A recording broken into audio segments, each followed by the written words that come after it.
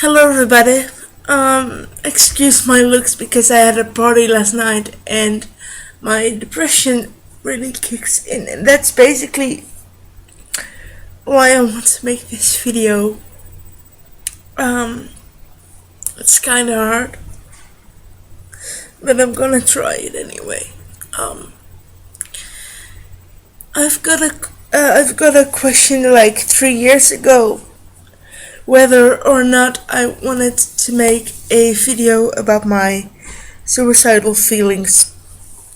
And I know it was supposed to be 3 years ago since I've made that, when I should have made that video.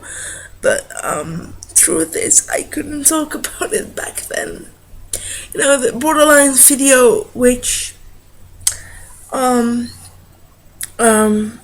triggered that question for that person, was already quite hard for me to make because I gave an insight to what I feel and what I. But to be honest, I haven't been feeling that well this past 2 weeks. I haven't been suicidal, or at least not that suicidal. But it kind of triggered a question. Would anybody miss me when I'm gone? And that's quite a shocking question for people to hear. It's like going up to somebody and saying, well, will you miss me when I'm gone? That's like, dude, what the fuck are you? What? You're not killing yourself, right? No, I am not killing myself. But I can't help having those suicide thoughts in my head lately. So I haven't been actively suicidal, but I have been thinking about it a lot. And this is not a goodbye video. This is definitely not a goodbye video, and I will. No, sorry, it's the cola. Look, the cherry cola, by the way. But it is in my mind a lot, and with all the things that I'm going through right now, even with the play that I'm thinking about, what if my borderline show fails, and what if people don't like me, that kind of things. I really have some flashbacks about the past this month so far. Those are not the best flashbacks. So the suicide question about whether, if I committed suicide, would anybody miss me? And it's not that I'm going to make a goodbye video, because I'm not gonna commit any suicide. And if I would, I wouldn't even tell you. Or I would tell you, but not like this. So actually, I'm deciding. Rewind that. Actually, I have been deciding to make this video for people that really send me messages since I'm famous, was famous. I don't know what the fuck I am, but I still get recognized on the streets and taking pictures with people that recognize me on the street. But I don't know what the fuck I am. So they are keeping sending me messages about, well, how do you deal with that? How do you deal with that? And since I'm not feeling too great either, I am going to make this video about suicidal thoughts and suicide in general, I guess. Being suicidal is definitely the worst feeling that I've ever felt in my entire life. And one thing, one of my therapists and I had a lot told me that suicide is the last thing a person thinks about when they are healthy. When they are like happy and healthy, but for an instance, something can happen, can have happened or will happen or whatever you want to call it, and it will change. My therapist told me this: we are strong, we are made to be strong, and never can do no wrong in this society. People with suicidal feelings and chronic suicidal feelings, or chronic like in having a mental illness or something, doesn't make you weak, but society thinks so. And nature, the human nature isn't about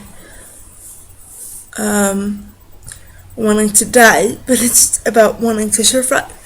So when a person is suicidal, or when they say they are suicidal, always take it seriously. People can say it for attention and they want help. And it's a myth that people who say they want to commit suicide don't commit suicide. Because some people, actually, I told my therapist like 15 times that I wanted to kill myself, and I did like 14 times without going to the hospital because of the group home I lived in and all the other people. So the doctor came in and gave me like 15 times those things that make you purge and make you throw up. Yes, I did overdose many times, but the other times I didn't tell them. And my GP said, well, this time you meant it seriously. I mean, what? It's a myth that people who don't say they want to commit suicide just are more serious about killing themselves than people who do tell them. There are people that say it for attention, like, give me attention because I feel sad and I don't know what to do. But there are also people that really do mean it seriously. They are like, well, I'm committing suicide, don't feel guilty because I might do it tonight. Well, you're legally forced to get them help, because, or tell anybody who can help them, because in this country, if you don't, you might get prosecuted. But always take it seriously, whether or not you think it's for attention or emo stuff. I'm sorry for calling it emo, but I get a lack of words about it. So just try to remember that you should always take it seriously. So the second thing I want to discuss is emo-ness. Those girls who seem to cut for attention and commit suicide for attention. Well, they might do it for attention, but there is a truth in being their emo. I mean, they are in puberty and everything feels more intense, and you should also take them seriously, because I have been on the phone with a girl in my talent show time, and she was like, I think she was like 15, and she said, well, I'm gonna commit suicide, but you probably don't believe me because I'm 15. And I listened to, what was she listening to? I guess she was listening to My Chemical Romance. It's depressing music. I mean, I get, but that's because I don't like the music. But it doesn't matter if people, suicide. Well, actually, what I just wanted to say is that suicide is a far more serious subject, and it needs to be taken more seriously than most people do this time. I mean, lately, or whatever you want to call it. It has been shocking, revealing to me that people who listen to My Chemical Romance or whatever aren't taking that seriously because they are emo. Well, I'm not agreeing with their style or with them cutting for attention, but isn't there attention seeking for a reason? Well, think about that. And my experiences with suicide, I do have a borderline personality disorder, but before I got diagnosed, I tried it so many times. People don't commit suicide in I want to get attention, so suicide is a far more serious subject than people want to admit. And the strangest thing, but it's the truth, when somebody dies, they always say, well, I wish I could have, or I wish I should have, or I wish I could, or did something. Maybe you need to stop thinking that, but you need to, and I'm not blaming somebody in particular, or anybody who doesn't, but isn't it a shame that people start to think that when you are dead or when somebody is dead? Why can't you just go to somebody who you think might be suicidal or unhappy or whatever and cheer them up, or trying to give them a better feeling? So you can still do something about it, and the most important thing is, don't be judgmental. Listen and hug them, because suicidal feelings or being suicidal can feel so empty. It's horrible. It's really horrible. Wait a second. I get a dry throat. I feel really, suicidal feelings can come from anywhere, and it doesn't necessarily come from one side or another. It's the most horrific feeling to be depressed or to be unhappy or wanting to die. It's you can't do anything but thinking about, well, whether I might jump in front of a car and just die, or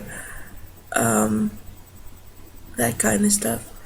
So my advice, and I'm getting tired, so I really wanted to keep this short. There is coming a second part of this video, but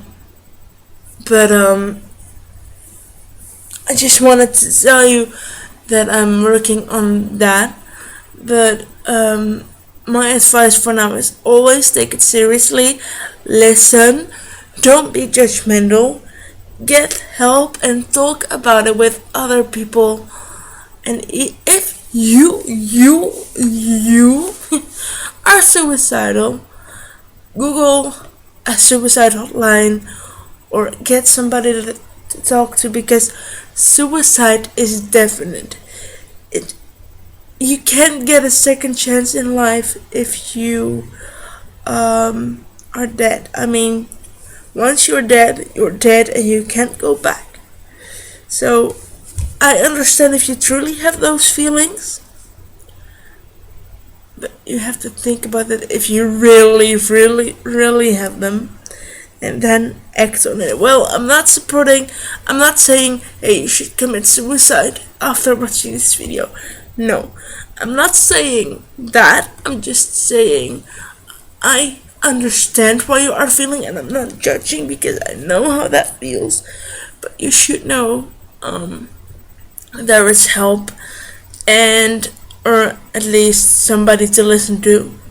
Because I find that being able to talk about your suicidal feelings and your suicidal wishes can help ease the mind, even if it's a little bit.